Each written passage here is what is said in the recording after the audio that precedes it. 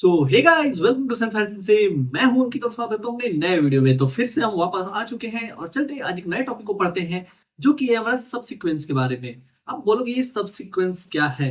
ठीक है, सब सीक्वेंस को हम जरा देख रहे होंगे इस वीडियो में। आपने 11 12 में पढ़ा होगा तो आपको याद होगा, नहीं याद होगा तो कोई बात नहीं, हम आपको बता देंगे।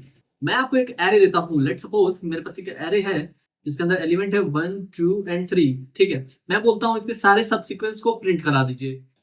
अगर हम 11 12 में पढ़े होंगे तो हमें मिलता था क्या कि एक हमें सेट ऑफ नंबर दिया रहता था और बोलते थे इसका पावर शीट जनरेट करके हमें दे दो।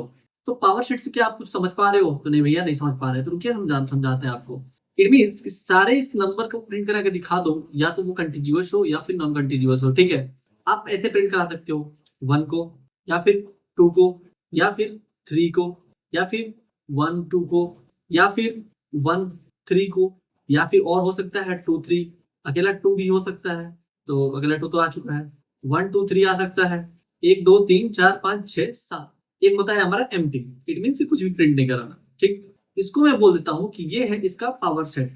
ये जो है इसका है पावर सेट, और इसी चीज को हम बोलते हैं सब सीक्वेंस में। यहाँ पे हम ऐसे लिख सकते हैं, 1 लिख सकते हैं, 2 लिख सकते हैं, 3 लिख सकते हैं, 1 2 लिख सकते हैं, 1 3 लिख सकते हैं, 1 2 3 लिख सकते हैं, लेकिन 3 1 नहीं लिख सकते हैं। ये जो 3 1 है ये नहीं लिख सकते हैं, 2 1 नहीं लिख सकते हैं, क्योंकि ऑर्डर भी हमें यहाँ पे मेंटेन करना होता है। तो इस तरीके से यहाँ जो नंबर दिख रहे हैं हमें इसको प्रिंट करा के देना है। तो कैसे हम प्रिंट करा सकते हैं इसको जरा सोचिए, कैसे पॉसिबल होगा? कुछ तो लॉजिक होगा इसमें। अगर आप बोलोगे कि मैं यहाँ पे 4 नंबर्स लिख के देता हूँ तो आप इजीली जनरेट कर लोगे, तो हम भैया कर लेंगे। लेट सपोज अगर मैं आपको 10 नंबर देता हूँ तो आप तो तेज आदमी हो, बुद्धिजीवी आदमी हो, तो अभी भी आप कर दोगे। लेकिन क्या हो कि मैं आपको 10,000 नंबर दे दूं, तब आप क्या कर रहे होगे? मैं एक एरे दे दूं जिसका साइज है 10,000 और उसके अंदर सारे वो जो नंबर्स हैं वो भरे हुए हैं, तब आपको मैं बोलूं सब सीक्वेंस बना के दूं, तब आप क्या करोगे? तो थोड़ा जो है मुश्किल हो जाएगा। तो कुछ यहाँ पे लॉजिक बनाने की कोशिश करते हैं कि क्या लॉजिक यहाँ पे हो सकता है। तो अगर मैं क्या करूँ, एक पार्टिकुलर को चूज करता हूँ, इस 1 2 वाले को। ठीक है, तो इस वाले में क्या किया मैंने, यहाँ पे मैंने 1 वाले को सेलेक्ट किया है, 2 वाले को भी सेलेक्ट किया है, और 3 वाले को मैंने यहाँ पे रिजेक्ट कर दिया है। ठीक, तभी ये जो है जनरेट हुआ है। अगर मैंने 2 को बात करूं, मैं 2 2 कैसे जनरेट किया है, तो 1 को मैंने रिजेक्ट कर दिया है, 2 को मैंने सेलेक्ट किया है, 3 को मैंने रिजेक्ट कर दिया है। तो यही चीज तो हमने किया है। अगर मैं यहाँ बात करूं 3 की, तो ये कैसे बनाया होगा हमने, 1 को रिजेक्ट कर दिया होगा, 2 को भी रिजेक्ट कर दिया होगा, 3 को हमने यहाँ पे सेलेक्ट कर लिया होगा। अब ये जो ये वाला है एम्प्टी वाला, वो कैसे जनरेट हुआ होगा? हमारे पास क्या थे, 3 नंबर्स थे 1 2 3। मैंने इसको भी रिजेक्ट कर दिया, इसको भी रिजेक्ट कर दिया और इसको भी रिजेक्ट कर दिया। तो ऐसे करके हमने कुछ यहाँ पे लॉजिक बनाया होगा जिससे ये चीजें जो है फॉर्म हुई होगी। तो अगर मैं आपसे बात करूं कि अगर हमारे पास यहाँ पे अगर 3 नंबर दिए हुए थे, यहाँ पे हमारे पास 3 नंबर, यहाँ पे हमारे पास 3 नंबर दिए हुए थे, तो इसका पावर सेट जो था वो कितना था? क्या था इसका पावर सेट? अगर मैं आपसे पूछने की कोशिश करूं तो क्या आप इसमें कुछ पैटर्न ढूंढने की कोशिश करो? यहाँ पे 1 2 3 4 5 6 7 8। ठीक, तो यहाँ पे जो है नंबर्स जो है वो 8 है। ठीक, और हमारा ये जो कितना था वो था 3। तो हम यहाँ पे समझ सकते हैं कि अगर हम यहाँ पैटर्न ढूंढने की कोशिश करें, 2 पावर 3 हमारे पास यहाँ पे एलिमेंट जो है, इट मींस जितने हमारे पास नंबर्स होंगे वो पावर में चले जाएंगे। तो इसका पावर सेट का अगर हमारे पास नंबर 3 दिया हुआ है, 3 नंबर्स दिए हुए हैं, तो इसके जो पावर सेट्स का जो संख्या है, इट मींस की नंबर जो है वो होगा 2 की पावर 3। ठीक है, ये हमारा पावर सेट होने वाला है। इट मींस जितने नंबर है वो पावर में आ जाते हैं और ये 2 के पावर में चला जाता है। ठीक है, तो यहाँ पे हम ऐसे निकाल सकते हैं कि इसका जो सबसेट है वो कितना होगा, इट मींस की पावर सेट कितना होगा। तो इसको हम ऐसे देख सकते हैं, इसको अगर मैं लूं या फिर ना लूं, दो चीज हो सकता है। इसको मैं लूं या ना लूं, ठीक है, ये भी हो सकता है। इसको मैं लूं या ना लूं, यही तो केस होगा। 2 into 2 into 2 कर देंगे तो हमारे जितने भी पॉसिबल इवेंट्स हैं वो आ जाएंगे। अगर मान लीजिए 4 नंबर होगा तो कितने का पावर सेट बनेगा, तो वो बनेगा 2 के पावर 4। ठीक, अगर मान लीजिए 8 नंबर का हो तो 2 की पावर 8। ठीक है भैया, अब हमें पता चल चुका है कि कितने होंगे, लेकिन बात रहा है इसको जनरेट करने का, वो कैसे हो रहा होगा। जैसे कि मैंने आपसे कहा एक चीज, इसको मैं जरा साइड कर दूं, इसको मैं उठा के इधर रख देता हूँ, इसको थोड़ा सा रिसाइज करके छोटा भी कर देते हैं, हमें जगह चाहिए। ठीक है, जगह मिल गया। मैंने यहाँ पे आपसे कहा ये जो है ले सकता है और नहीं ले सकता है, तो इसको मैं ले सकता है 1 से डिनोट कर दूं, और नहीं लेगा उसको 0 से डिनोट कर दूं। 1 और 0, इट मींस कि 0 और 1 के फॉर्म में हम इसको लिखना चाहें तो क्या हम लिख सकते हैं? तो हम यह कर सकते हैं। तो पहले तो क्या होगा, किसी को नहीं लेगा, इट मींस तीनों जो है नल है। दूसरे में क्या होगा, एक को ले रहा है 0 0 1। उसके बाद वाले में क्या होगा, एक को इसमें से ले रहा है, फिर एक को इसमें से ले रहा है, फिर क्या हो रहा है एक ले रहा है बाकी दो छोड़। इट मींस आप बाइनरी नंबर लिखने की कोशिश करो तो वो हमारा काम हो जाएगा 0 1 1, फिर ये हो गया 1 0 0, फिर ये हो जाएगा 1 0 1, फिर ये हो जाएगा 1 1 0, फिर ये हो जाएगा 1 1 1। यहाँ पे हमारे पास 8 सेट्स बन के आ चुके हैं। अगर मैं इसको डिनोट कर दूँ 1 से, इसको डिनोट कर दूँ 2 से, इसको डिनोट कर दूँ 3 से, ठीक है? तो यहाँ पे 3 चीज़ों को हमने डिनोट कर दिया। तो इसमें से क्या हो रहा है, किसी को नहीं दे रहा है। इट मीन्स ये जो है नल है, ठीक है? इसमें क्या है, बस 3 को ले रहा है, तो हम यहाँ पे इसको 3 के लिए बना देते हैं। इसमें क्या है कि सिर्फ 2 को ले रहा है, 2 के लिए बना देते हैं। इसमें क्या है 2 और 3 को ले रहा है, 2, 3 लिख देते हैं। इसमें क्या है सिर्फ 1 को ले रहा है, चलो 1 लिख देते हैं भैया। इसमें क्या है 1 को और 3 को ले रहा है, तो 1, 3 आ गया। इसमें क्या है 1 और 2 को ले रहा है, तो हम यहाँ 1, 2 ले लेते हैं। इसमें क्या है तीनों को ले रहा है, तो हम यहाँ पे 1, 2, 3 ले लेते हैं। क्या ऐसे हम इन सारी चीज़ों को कर सकते हैं? तो हाँ भैया कर सकते हैं। तो ये हमने कैसे कर लिया इज़िली, क्योंकि हमारे पास हर नंबर पे चॉइस है, या तो मैं इसको सेलेक्ट कर सकता हूँ या फिर नहीं कर सकता हूँ। तो क्या इस प्रॉब्लम को फॉर लूप से सॉल्व कर सकते हैं? ज़रा सोचो और बताओ, ठीक है? तो बहुत सारे जो लोग हैं वो कहते हैं कि हमें रिकर्जन पढ़ने की क्या ज़रूरत है, हम फॉर लूप से भी इसको सॉल्व कर सकते हैं। देखो भैया, इन्हीं सारे जैसे प्रॉब्लम्स के चलते हम रिकर्जन को पढ़ते हैं।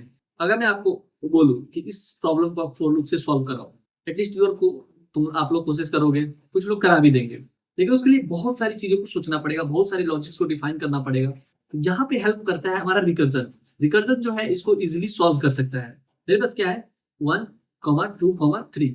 मुझे क्या करना है, इसके सारे सब सीक्वेंस को प्रिंट करना है। मैं क्या करता हूँ, इसको एक एम्प्टी सेट के अंदर डालना शुरू करता हूँ। मेरे पास क्या है कि चॉइस है। हो सकता है कि मैं इस नंबर को लूँ या फिर ना लूँ, ठीक? तो मान लीजिए कि मेरे पास चॉइस हो सकता है कि मैं इस नंबर को लूँ या फिर नहीं लूँ। जैसे कि यहाँ पे अगर देखो, मैं आज इसको ले सकता हूँ या नहीं भी ले सकता हूँ, इसको ले सकता हूँ या फिर नहीं भी ले सकता हूँ, इसको ले सकता हूँ या फिर नहीं भी ले सकता हूँ। मान लीजिए मैं 1 के लिए पूछ रहा हूँ, क्या इसको लूँ या फिर नहीं लूँ? मान लीजिए एक साइड बोल रहा है यस ले लो, दूसरा साइड बोल रहा है नहीं मत लो। तो जैसे ही मैंने 1 को ले लिया, मैं क्या करता हूँ, इस 1, 2, 3 का जो है, उसमें से 1 को उठा के इस एम्प्टी सेट के अंदर डाल देता हूँ, ठीक है? इसको इसके अंदर डाल दिया, चलो भैया डाल दिया। मान लीजिए अब नहीं लिया या फिर नहीं लेते हैं, तो अभी भी जो है ये एम्प्टी रहेगा, ठीक है भैया? अब मैं क्या करूँगा 2 के लिए पूछूँगा, क्या मुझे 2 को लेना चाहिए या फिर नहीं लेना चाहिए? इसमें भी 2 केस हो सकते हैं, एक हमारे पास यस होगा, एक हमारे पास नो होगा। तो यस वाला में अगर 2 लेते हैं हम, तो 1, 2, 3 में 1 था ही और 2 दोबारा से आ जाएगा हमारे पास, 2 आ गया हमारे पास यहाँ पे। और इसमें क्या होगा कि हमारा एज़ इट इज़ 1, 2, 3 रहेगा, और यहाँ पे ऑलरेडी 1 था ही तो 1 ही रहेगा, 2 नहीं आएगा। ठीक है भैया, ये हो गया। अब फिर क्या हो कि मैं इससे पूछूँ क्या 3 लेना चाहिए? तो यहाँ पे 2 केस हो सकता है, एक तो हो सकता है यस, एक हो सकता है नो।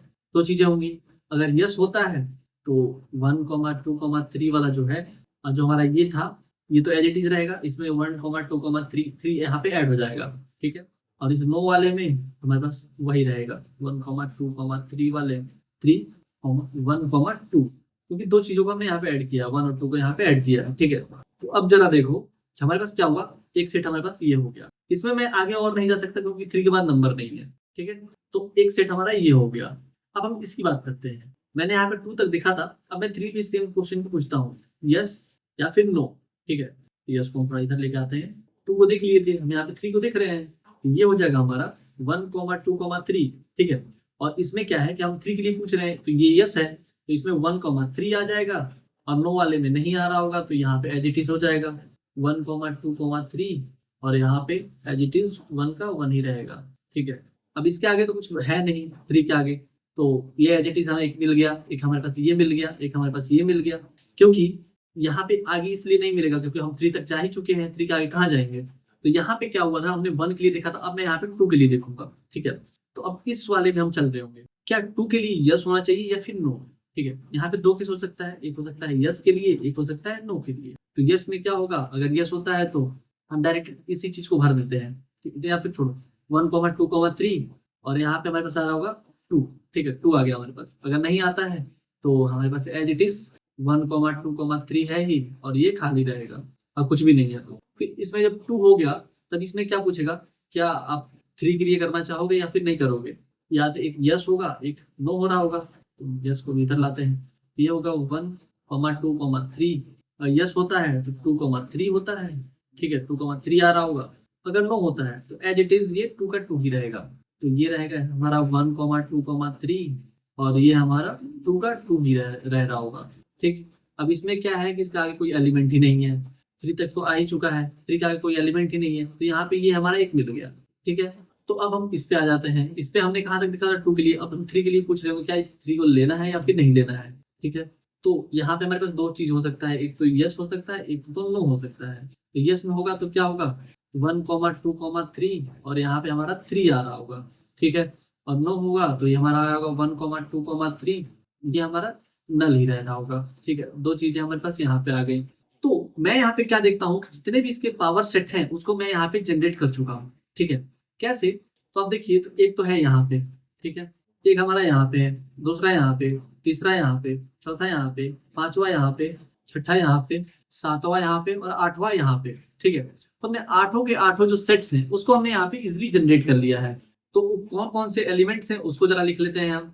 तो पहला तो हमारे पास मिला है 1,2,3, कलर थोड़ा अच्छा नहीं, चेंज कर लेते हैं। दूसरा मिला है हमारा 1,2, तीसरा मिला है हमारा 1,3, चौथा मिला है हमारे पास 1, पांचवा मिला है 2,3, छठा मिला है 2, सातवां मिला है कौन सा, सातवां हमारा एम्प्टी है, आठवां मिला है 3।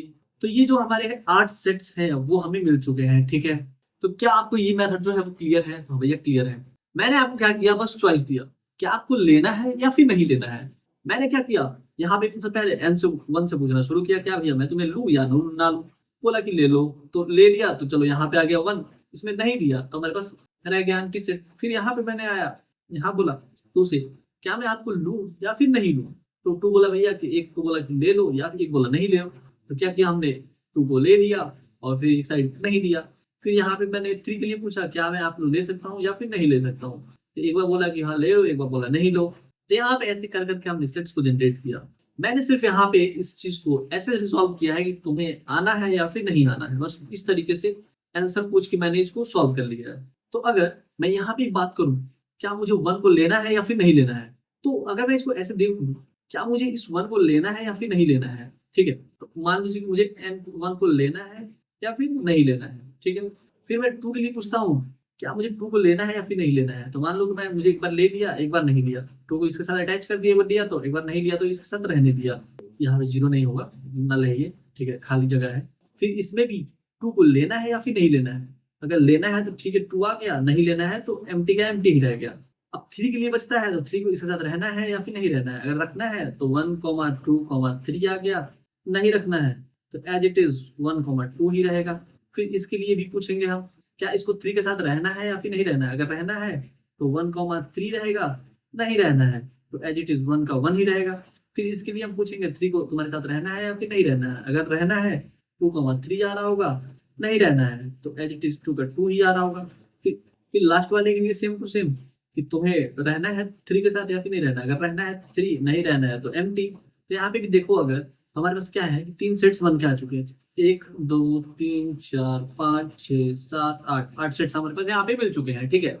तो इस तरीके से हम इस प्रॉब्लम को सॉल्व कर दिए, सबकी चॉइस जो है एज इट इज मिल चुके हैं। मैं हर किसी को एक मौका दे रहा हूँ, क्या तुम्हें आंसर में रहना है या फिर नहीं रहना है। तो इस तरीके से हम अपने सब सीक्वेंस वाले प्रॉब्लम को सॉल्व कर चुके हैं। तो ये मेथड जो है हमारा क्लियर है।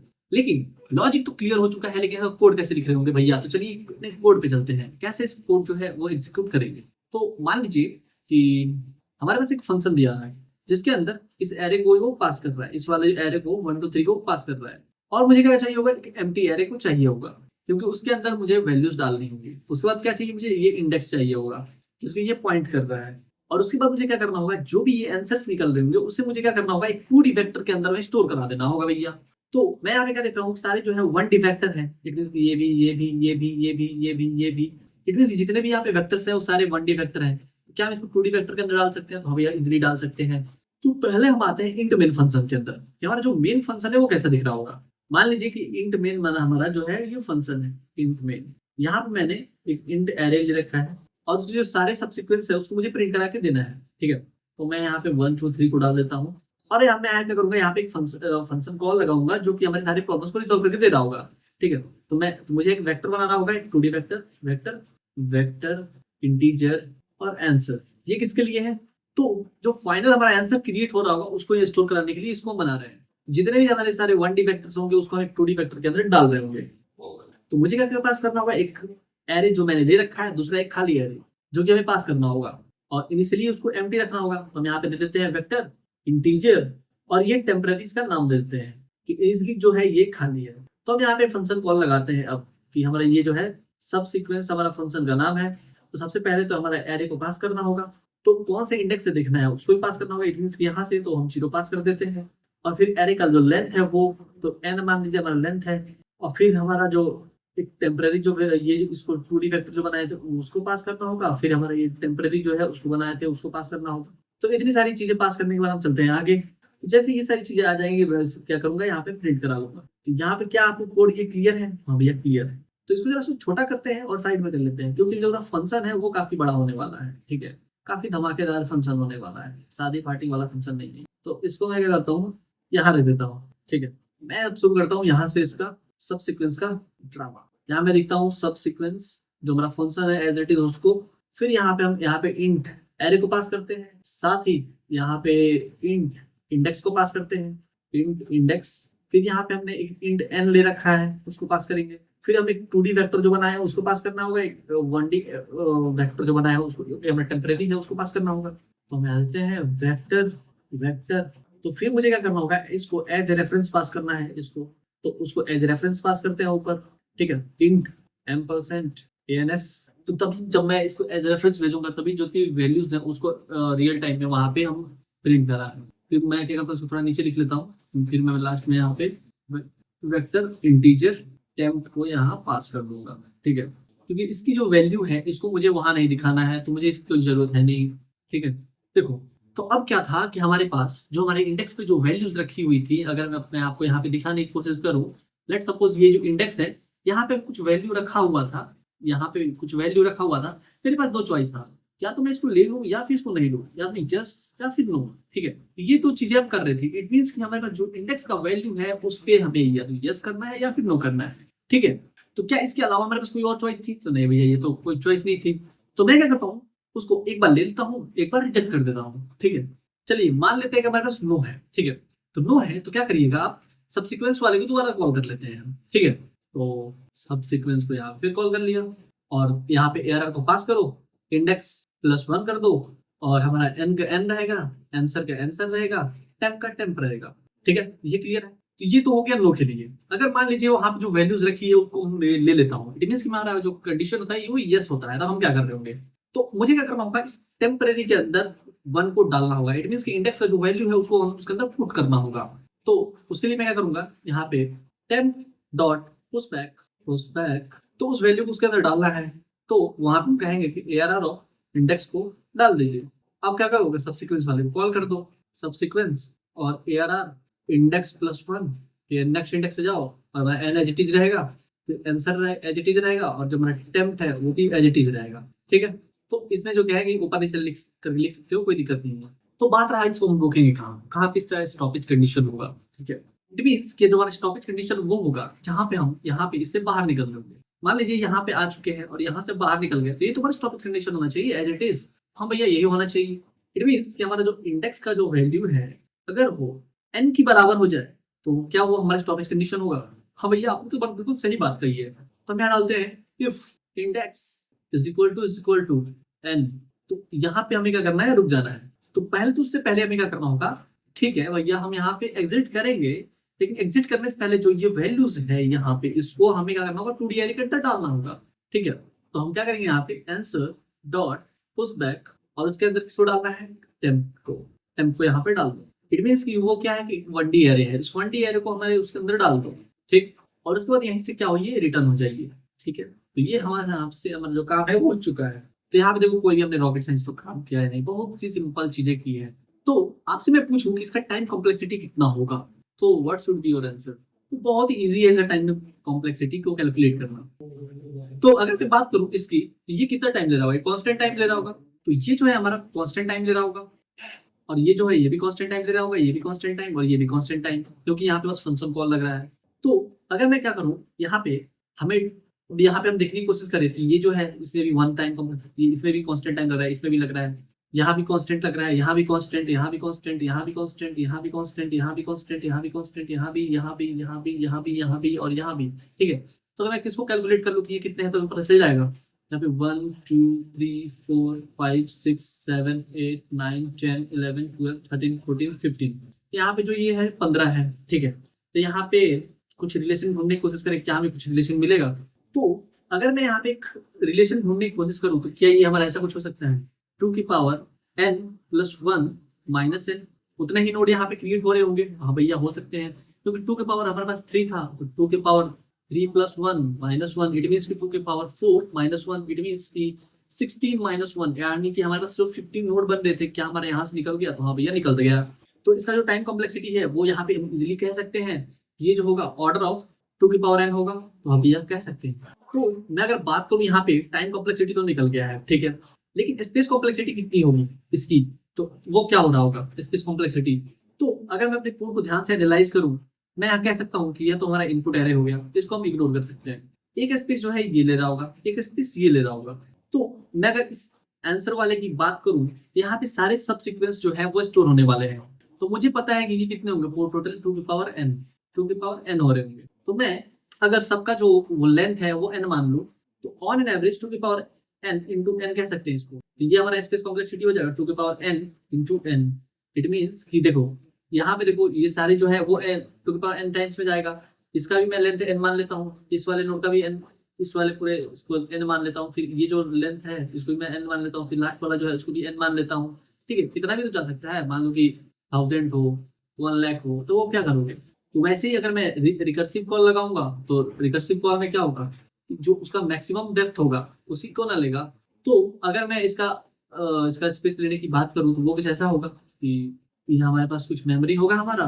देखो यहाँ पे क्या हुआ, ये एक पूरा लेंथ है, तो मान लो कि ये जो है 0 पे है, फिर यहाँ पे क्या हुआ 1 पे आया, फिर यहाँ पे आया 2 पे आया, फिर यहाँ पे आया 3 पे आया। मान लीजिए इसका जो लेंथ होता है, डेप्थ होता वो n होता, तब आप क्या करते, तो वहाँ पे हम n लेते। तो यहाँ पे इसका जो स्पेस कॉम्प्लेक्सिटी है वो कुछ ऐसा आ रहा होगा, 2 की power n plus n square. तो यहाँ पे हम इसको इग्नोर कर देंगे क्योंकि ये छोटा टर्म है एज कम्पेयर टू दिस।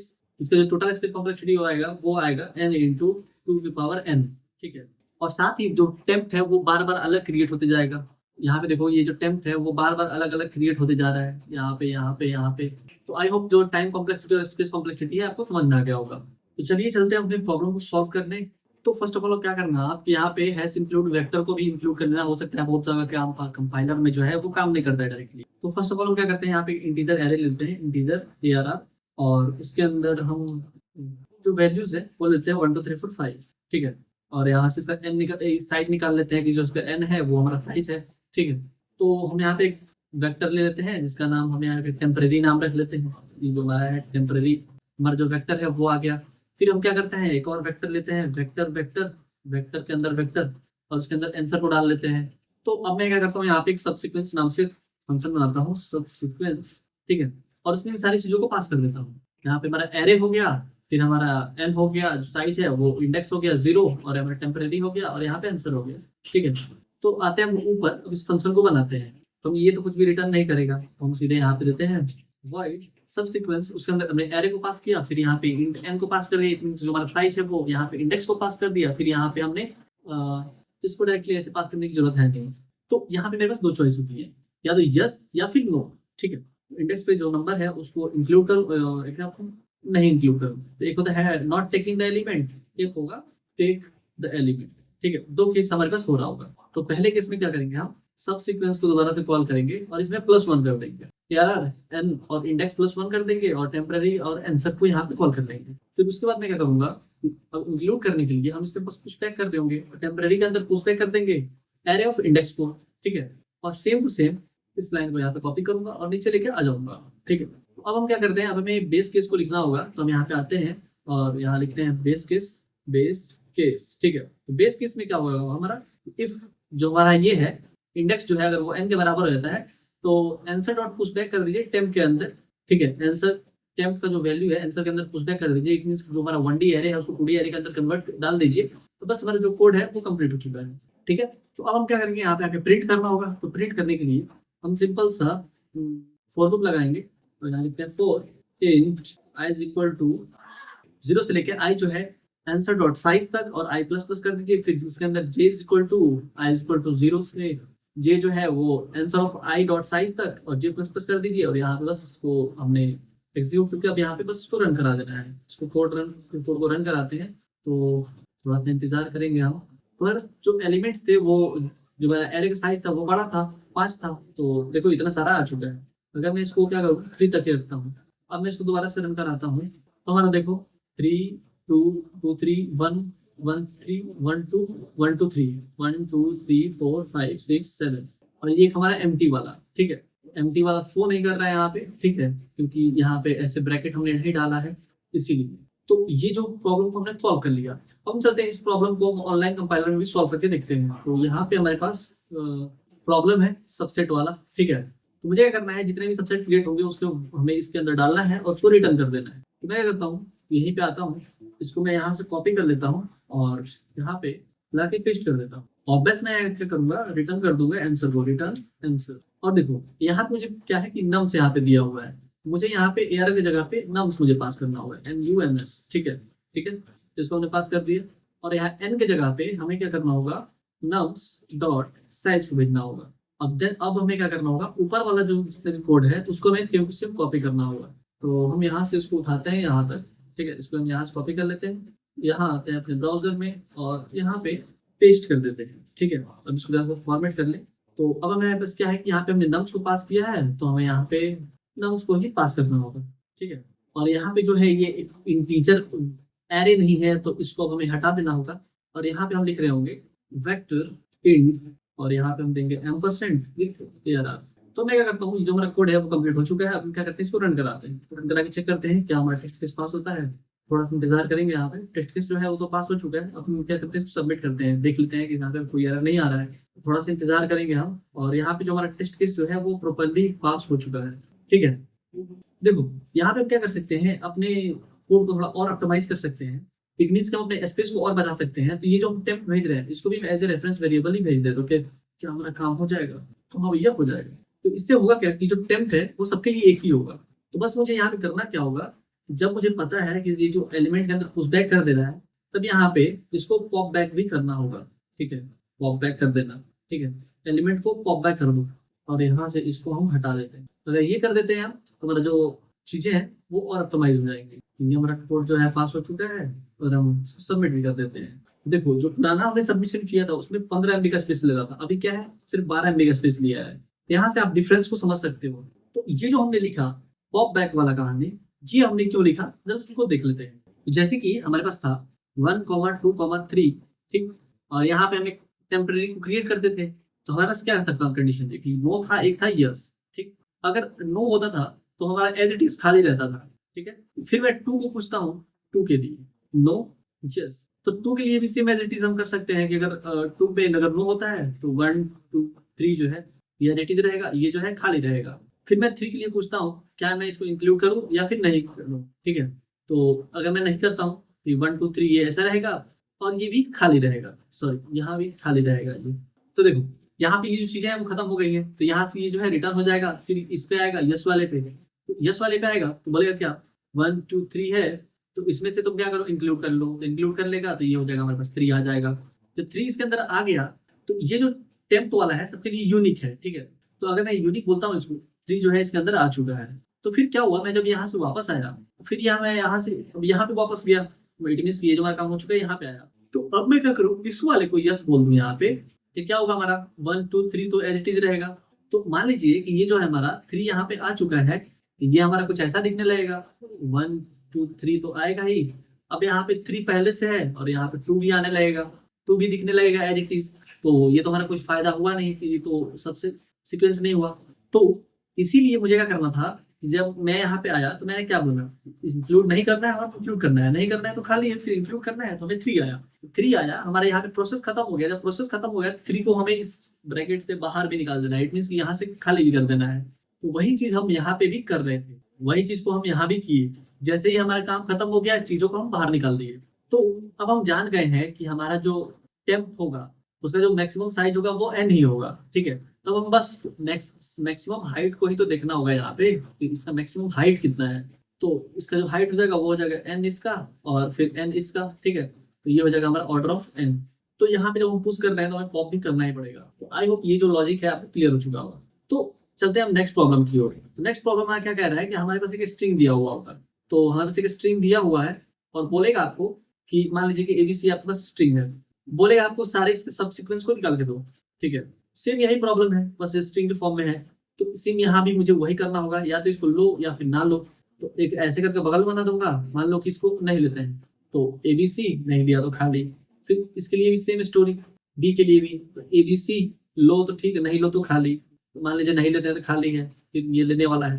फिर सी के लिए ABC नहीं लिया तो खाली है, ले लिया तो भरा हुआ है। तो ABC यहाँ पे आएगा, मान लीजिए कि यहाँ पे यस है तो यहाँ पे सी यहाँ पे आ जाएगा। तो यहाँ पे मुझे एक यहाँ मिल चुका है, एक यहाँ मिल चुका है। फिर यहाँ पे आएंगे हम, इसके लिए यस करेंगे तो ABC, और बी के लिए पूछ रहे हैं तो हम यहाँ बी को डाल देंगे। तो मैं यहाँ पे देख पा रहा हूँ कि जो हमारा प्रीवियस वाला प्रॉब्लम था same same as it is यहाँ पे हो रहा है। तो यहाँ भी जो चीजें हैं वो जैसे फॉर्म हो जाएंगी, एक हमारा ए बन जाएगा, एक हमारा बी बन जाएगा, एक हमारा पहले तो एक एम्प्टी बन रहा होगा, एक सी बन जाएगा, एक ए बी बनेगा, एक ए सी बनेगा, एक बन जाएगा ए बी सी।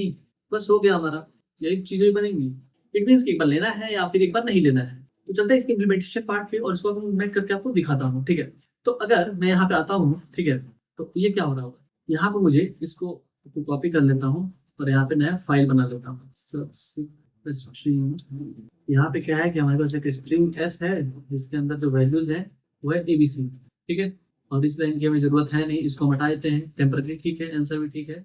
और यहाँ पे हमें इसको एस कर देना होगा, और यहाँ पे इस जो n है इसको हम एस डॉट साइज कर देते हैं, और यहाँ पे हम कर देंगे बस स्ट्रिंग, और यहाँ %s कर देते हैं। और यहाँ जो आंसर था इसको भी हमें स्ट्रिंग में कन्वर्ट करना होगा, तो इसको हम स्ट्रिंग कन्वर्ट कर देते हैं।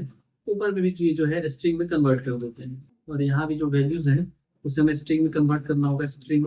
और यहाँ जो ARR है इसको हम कन्वर्ट कर देते हैं S से, यहाँ भी जो ARR है इसको भी हम चेंज कर देते हैं S से। और उसके ऊपर में जो है एक हमारे पास ARR यहाँ दिया हुआ है, इसको भी हम अटैक कर देते हैं S, ठीक है।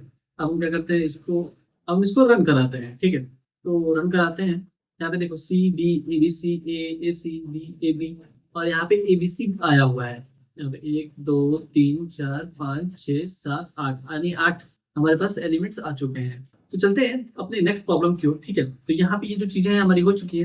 अब हम आते हैं अपने नेक्स्ट प्रॉब्लम की ओर, और हमारा जो नेक्स्ट प्रॉब्लम वो क्या बोल रहा है कि हमारे पास पहले तो इस प्रॉब्लम का जो नाम है वो काफी इंटरेस्टिंग है, जेनरेट पैरेंथेसिस, ठीक है। ये हमारा प्रॉब्लम है, और ये जो प्रॉब्लम है हमारा लीड का काफी फेमस क्वेश्चन है, ठीक है। ये क्वेश्चन नंबर 22 है हमारा। ये प्रॉब्लम कहता क्या है, जरा इसको समझने की कोशिश करते हैं। हमारे पास लेट्स सपोज n दिया है 2, तो n इक्वल टू 2 के लिए जितने भी वैलिड पैरेंथेसिस है वो जनरेट होंगे दो। तो पैरेंथेसिस क्या होता है, ये ओपनिंग और क्लोजिंग वाले जो होते हैं वो होते हैं, ठीक है।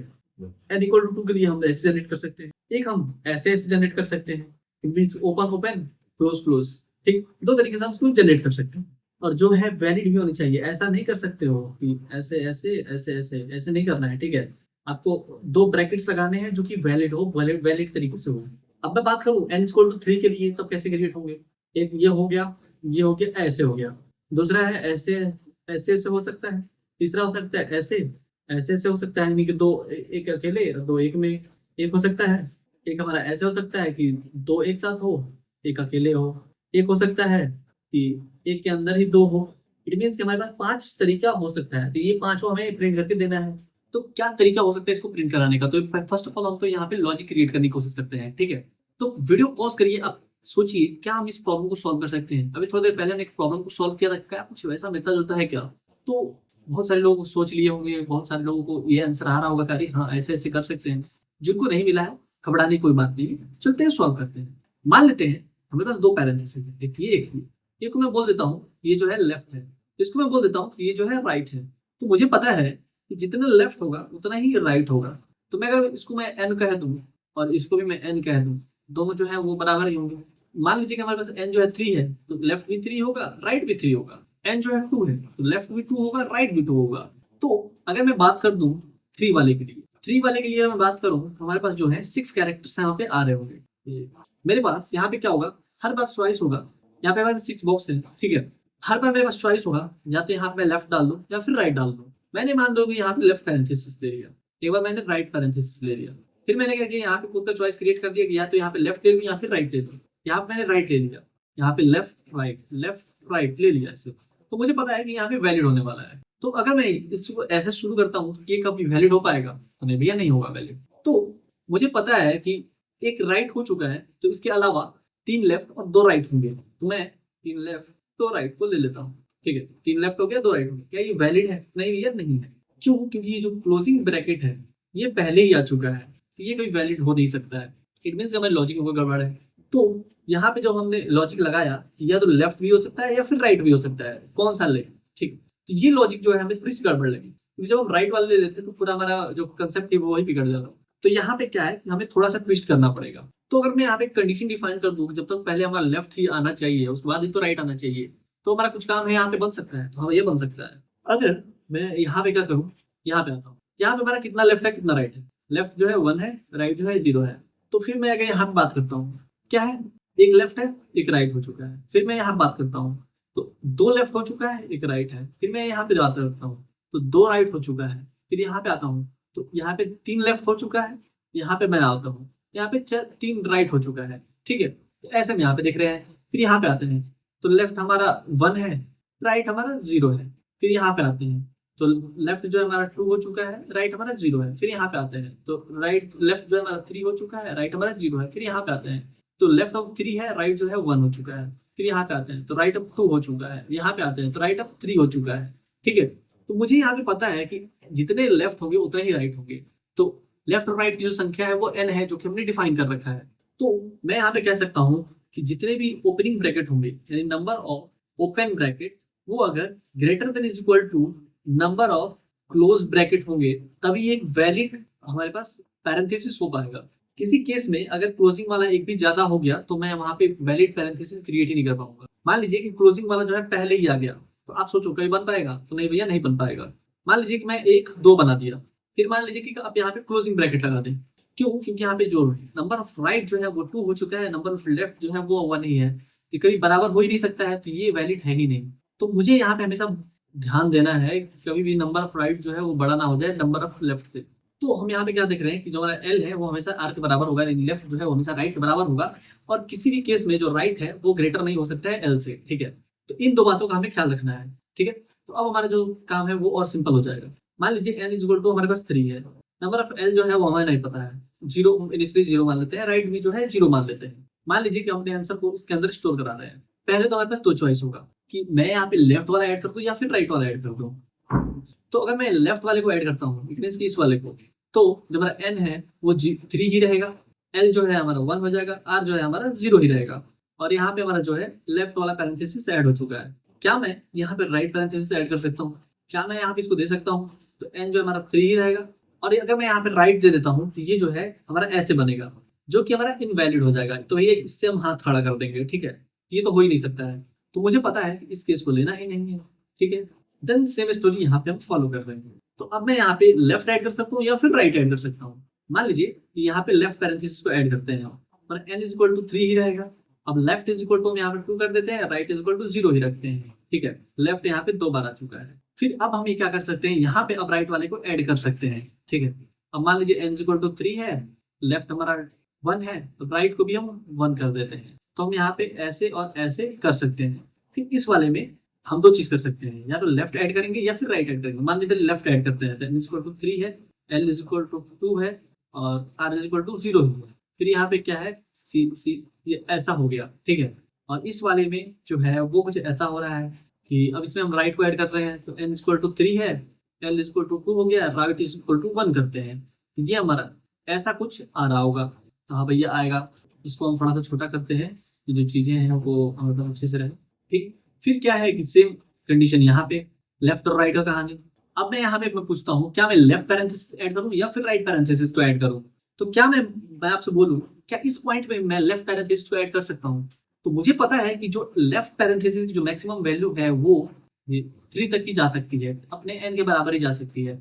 तो इसके बाद मैं लेफ्ट वाले को ऐड कर ही नहीं सकता हूँ, ठीक है। तो लेफ्ट वाली चॉइस जो है वो चली गई है, क्योंकि जो एल है वो एन के बराबर हो चुका है।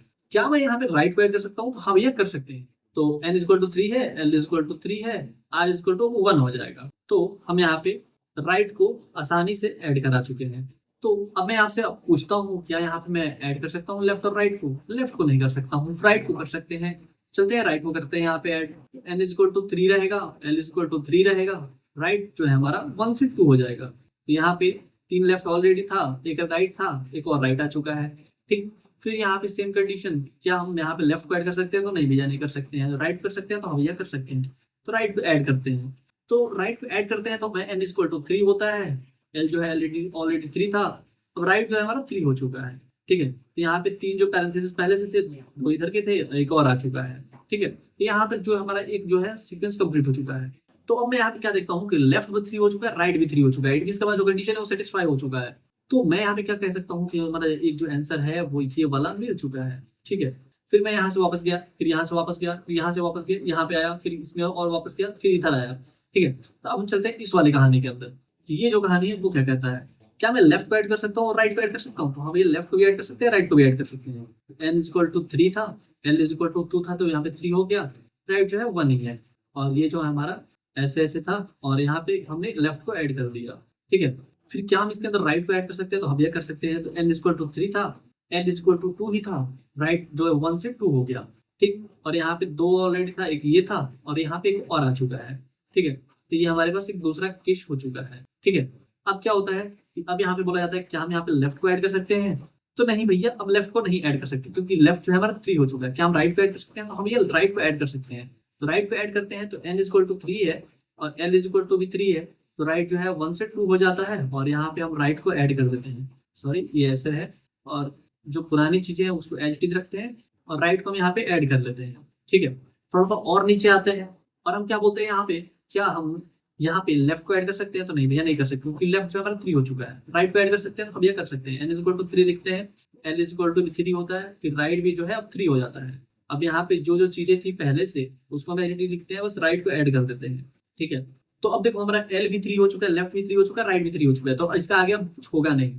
ठीक है, तो इट मीन्स कि हमारे पास एक और आंसर यहाँ पे मिल चुका है। ठीक है, एक आंसर यहाँ मिल गया, एक आंसर यहाँ मिल गया। अब हम आते हैं इससे यहाँ पे आते हैं, फिर इससे यहाँ पे आते हैं, अब इससे यहाँ पे आते हैं, और इससे अब यहाँ पे आते हैं। ठीक है, यहाँ पे n इक्वल टू 2 है, 3 है, लेकिन लेफ्ट यहाँ पे 2 है, राइट यहाँ पे 2 है। ठीक है, तो यहाँ पे देखो कहानी क्या चलेगी, क्या हम इसमें लेफ्ट को ऐड कर सकते हैं? तो हम यह कर सकते हैं, लेफ्ट को ऐड करते हैं और राइट को भी ऐड कर सकते हैं। तो n जो है हमारा 3 है, लेफ्ट जो है अभी यहाँ पे 2 से 3 करते हैं, तो राइट जो है एज इट इज 2 ही रहेगा, और यहाँ पे हम इन चीजों को ऐड करते हैं। ठीक है, तो हम लेफ्ट को यहाँ पे ऐड कर लेते हैं। फिर क्या इनसे बोला जाता है, क्या यहाँ पे लेफ्ट को ऐड कर सकते हो? तो नहीं भैया, हम लेफ्ट को नहीं ऐड कर सकते। राइट को ऐड कर सकते हो? तो हम ये राइट को ऐड कर सकते हैं। चलते हैं राइट को ऐड करते हैं। तो n इक्वल टू 3 है, लेफ्ट इक्वल टू 3 है, और राइट जो है अब 2 से 3 हो चुका है। अब जो पैरेंथेसिस है 1 2 3 4 5, और यहाँ पे राइट को हमने ऐड कर दिया। ठीक है, तो यहाँ पे जो है हमारा एक और जो आंसर है वो मिल चुका है। एक और आंसर जो है हमारा यहाँ पे मिल चुका है। ठीक है, 1 2 3 लेफ्ट है, 1 2 3 राइट है।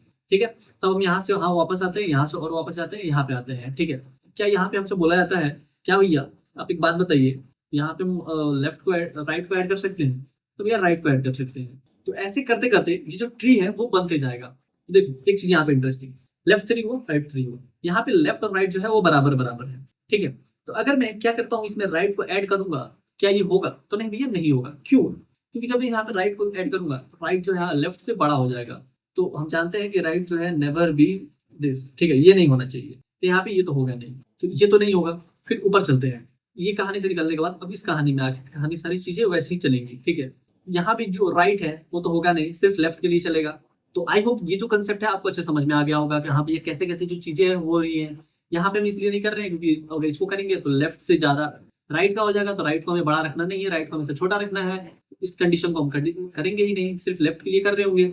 तो मुझे यहाँ पे पता है कि जो लेफ्ट है वो बराबर होगा n के, और जो n है वो भी जो लेफ्ट और राइट है वो n के बराबर होगा। बस हमें ध्यान रखना है कि जो मेरा राइट है वो कभी बड़ा ना हो जाए, लेफ्ट से कभी बड़ा नहीं होना चाहिए, इस बात का हमें ध्यान रखना है। और यहाँ पे ये जो है एक टेम्परेरी हम स्ट्रिंग क्रिएट कर देंगे, उसी के अंदर सारी चीजों को डाल रहे होंगे। ठीक, चलते हैं उसका फंक्शन लिखते हैं। तो उसका फंक्शन जो है कुछ ऐसा होगा कि हमारे पास एक पैरेंथेसिस नाम का फंक्शन है, पैरा नाम देते हैं।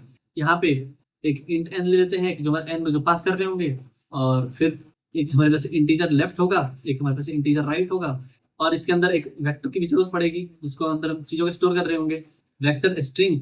और ये भी जो है एज ए रेफरेंस भी जा रहा होगा, जो आंसर के लिए रेफरेंस। फिर एक और स्ट्रिंग होगा जो कि इसका नाम होगा टेम्परेरी, और इसको अभी एज ए रेफरेंस वेरिएबल ही ले लेते हैं। तो हम यहाँ पे देते हैं क्या कि लेफ्ट के लिए इफ लेफ्ट जो है हमारा अगर n से छोटा है तब आप उसमें जाइए, तो उसके अंदर जाइए टेम्प डॉट पुश बैक कर दीजिए इसको लेफ्ट पैरेंथेसिस को। ठीक है, और फिर मैं क्या करूंगा, इस फंक्शन कॉल को लगा दूंगा, पैरा n का n जाएगा, और लेफ्ट जो है वो 1 से बढ़ जाएगा, राइट जो है वो सेम रहेगा, और फिर आंसर जो है सेम रहेगा, और टेम्प जो है वो एज इट इज रहेगा। ठीक है, फिर जैसे ही यहाँ से वापस आएगा तो मुझे इसको पॉप बैक भी कर देना है, टेम्प डॉट पॉप बैक। कि तुम अंदर गए तो तुम बाहर भी निकल जाओ, मुझे नहीं चाहिए कि तुम जाके अंदर ही रहो। ठीक। फिर वैसे ही राइट वाले के लिए, तो राइट वाले के लिए इफ राइट जो है अगर लेफ्ट से छोटा हो तभी करना है। तो बोलो कि भैया आपने तो ये लिखा ही नहीं कि राइट जो है वो एन से बड़ा नहीं होना चाहिए। तो यहाँ पे अगर मैंने लिख दिया है कि एन जो एन से छोटा, इसके हेल्प से वो जो कंडीशन है वो ऑटोमेटिकली हैंडल हो जाएगा। ठीक है। यहाँ भी सेम कहानी, टेम डॉट पुश बैक, लेकिन यहाँ पे किसको पुश बैक करेंगे, राइट वाले को पुश बैक, इस वाले पैरेंथेसिस को यहाँ पे से भेजना है। ठीक है। उसके बाद से दोबारा से इस फंक्शन कॉल को लगाएंगे, एन कॉमा लेफ्ट जो है लेफ्ट ही रहेगा और जो राइट है उसको एक से बढ़ा दिया जाएगा। फिर आंसर जो है आंसर ही रहेगा और जो टेम्प है उसको एक से बढ़ा दिया जाएगा। फिर यहाँ पे जो टेम्प के अंदर जो वैल्यूज है उसको हमें पॉप बैक करना होगा, पॉप बैक। तो ये जो है एक गुड हैबिट होती है जिससे कि हमारा स्पेस कॉम्प्लेक्सिटी जो है वो बचता है। तो इसका जो स्टॉपेज कंडीशन होगा वो क्या होगा, तो स्टॉपेज कंडीशन में यही कह सकता हूँ कि नंबर ऑफ लेफ्ट है वो भी एन के बराबर हो जाए और जो राइट है वो भी एन के बराबर हो जाए। तो वहां मुझे रुक जाना है। तो मैं यहाँ पे कह सकता हूँ if left plus right is equal to 2 into n। तो ये हमारा बेस कंडीशन हो जाएगा। तो पहले जब मैं रुकूंगा तो आंसर के अंदर पुश बैक करूंगा, पुश बैक किसको, जो भी टेम्प स्टोर करा रहा था, फिर यहाँ से मैं इसको रिटर्न कर दूंगा। हाँ भैया यहाँ से कर सकते हैं। तो मैं यहाँ पे क्या देख रहा हूँ, टाइम कॉम्प्लेक्सिटी की बात करूँ तो हर जगह मेरे पास दो दो नोड मिल रहा है, तो मैं इसको कह सकता हूँ कि ऑलरेडी 2 के पावर n टाइम्स में इसका ये जो है टाइम कॉम्प्लेक्सिटी वो है। ठीक है। तो टाइम कॉम्प्लेक्सिटी तो मैंने आपको बता दिया, लेकिन स्पेस कॉम्प्लेक्सिटी जो है वो आपका होमवर्क हुआ है। ठीक है। तो हम चलते हैं इस प्रॉब्लम को जरा सॉल्व करते हैं। ये है हमारे पास प्रॉब्लम। तो वो क्या चाह रहा है कि मैं जो वेक्टर स्ट्रिंग है उसको मैं रिटर्न करा के आंसर में दे दूं। तो सबसे पहले मैं एक वेक्टर स्ट्रिंग ले लेता हूँ, वेक्टर स्ट्रिंग, और इसका नाम देता हूँ आंसर। ठीक है। और साथ ही एक स्ट्रिंग लेता हूँ जिसका नाम मैं रखता हूँ टेम्परेरी। फिर मैं एक पैरा नाम से एक फंक्शन बनाता हूँ। फिर हमने एन को यहाँ पास किया, लेफ्ट का वैल्यू 0, राइट का वैल्यू 0। फिर मैंने यहाँ पे एक आंसर को पास किया, फिर यहाँ पे टेम्परेरी को पास कर दिया। ठीक है। फिर मैं यहाँ पे क्या करूँगा, रिटर्न कर दूंगा सिंपली आंसर को, आंसर। अब मैं क्या करूँगा, ऊपर आऊंगा और यहाँ पे इसको बना रहा हूँ। सबसे पहले void parenthesis, इसके अंदर कुछ चीजों को पास कर रहे होंगे, क्या क्या चीजें हैं। तो सबसे पहले तो हमारे पास इंटीजर n है, फिर यहाँ पे इंटीजर लेफ्ट है, फिर यहाँ पे एक इंटीजर राइट है, फिर यहाँ पे जो हमारे पास आंसर आ रहा होगा उसको हम यहाँ पे कॉपी कर लेते हैं और यहाँ पे आके दे देते हैं, और ये होगा एज ए रेफरेंस। फिर यहाँ पे हमारे पास स्ट्रिंग टेम्परेरी जो है वो भी आ रहा होगा, तो इसको यहाँ से कॉपी करते हैं, यहाँ पे कॉमा दे के दे देते हैं और इसको भी एज ए रेफरेंस पास कर देते हैं। ठीक है, हो गया। तो यहाँ पे हमारे पास क्या है, अब ये चीजें तो हो गई, अब बस दो चीजें हैं, या तो लेफ्ट को ऐड करो या फिर राइट को ऐड करो। ठीक है, दो चीजें हैं हमारे पास। तो हम यहाँ पे डालते हैं कि इफ अगर हमारा जो लेफ्ट है अगर वो छोटा है n से, ठीक है, तब आप क्या करिए, टेम डॉट पुश बैक करिए, पुश बैक किसको, आंसर पुश बैक करिए इस वाले एलिमेंट। ठीक है। उसके बाद से हम डायरेक्ट फंक्शन कॉल लगा देंगे एक बार, और उसमें हम क्या करेंगे, सबसे पहले n को पास करेंगे, फिर हम यहाँ पे लेफ्ट प्लस 1 कर रहे होंगे, कॉमा, फिर राइट को पास कर रहे होंगे, फिर एज इट इज हमारा आंसर होगा, फिर हमारा टेम्प होगा। ठीक है, टेम्परेरी जो वेरिएबल है वो होगा। फिर यहाँ से निकलने के बाद टेम्प डॉट पॉप बैक कर देंगे हम। ठीक है। तो उसके बाद हम राइट के लिए आएंगे, तो राइट के लिए हमारे पास क्या कंडीशन होगा, इफ जो हमारा राइट है वो हमेशा छोटा होना चाहिए लेफ्ट से। ठीक है। और कंडीशन जो है सारी सेम रहेंगी, यहाँ से उसको कॉपी किया, यहाँ पे लाए, यहाँ पे डाल दिया, और यहाँ पे जो पुश बैक करते हैं तो यहाँ बस ये वाला पैरेंथेसिस होगा, और यहाँ पे जो लेफ्ट में +1 हमने किया है, ये जो है ये कुछ चीजें राइट में हो रही होंगी। ठीक है, इतनी सारी चीजें हो गई। और फिर यहाँ पे हमारे पास स्टॉपेज कंडीशन होगा, तो if left plus right is equal to 2 into n। तो अगर ये हो जाता है तो मुझे क्या करना है, रुक जाना है। तो सबसे पहले तो यहाँ पे हम रिटर्न कर देते हैं, उससे पहले हमें एक और काम करना होगा, आंसर डॉट पुश बैक इस चीज को, तो उसके अंदर जो टेम्परेरी वाला वैल्यू है उसको, ठीक है भैया, कर दिया। तो हम इसको रन कराते हैं, देखते हैं क्या हमारा जो टेस्ट केसेस हैं वो पास होते हैं या फिर नहीं होते हैं। तो यहाँ पे कुछ तो दिक्कत आ गया। तो यहाँ पे सिंगल कैरेक्टर है और हमने यहाँ पे थोड़ी सी गड़बड़ कर दी थी कि नीचे भी यहाँ पे same to same single character है और हम यहाँ पे डबल हिंदी दे दिए। ठीक है, अब दोबारा से हम इस चीज को रन कराते हैं, थोड़ा सा इंतजार करेंगे, यहाँ पे टेस्ट केस लोड होने में टाइम लगता है। यहाँ बोल रहा है अच्छा अच्छा अच्छा कॉमा छूट गया है, यहाँ पे कॉमा छूट गया। इन सारी छोटी छोटी चीज़ों का आपको ध्यान देना चाहिए। मैं तो खैर गलतियाँ करता हूँ, मेरी गलतियों से आप लोग सीख लो। ये जो सारे टेस्ट केसेस पास हो चुके हैं, हम इसको सबमिट करते हैं। ठीक है, तो जो हमारा प्रॉब्लम है वो रिजॉल्व हो चुका है, और ये जो स्पेस लिया है 12.9 MB स्पेस लिया है। तो आई होप ये वीडियो आपको अच्छा लगा होगा। अच्छा लगा प्लीज लाइक करना, चैनल पर नया तो सब्सक्राइब करना। मिलता है नेक्स्ट वीडियो में, अभी के लिए टाटा बाय बाय, शुभ रात्रि।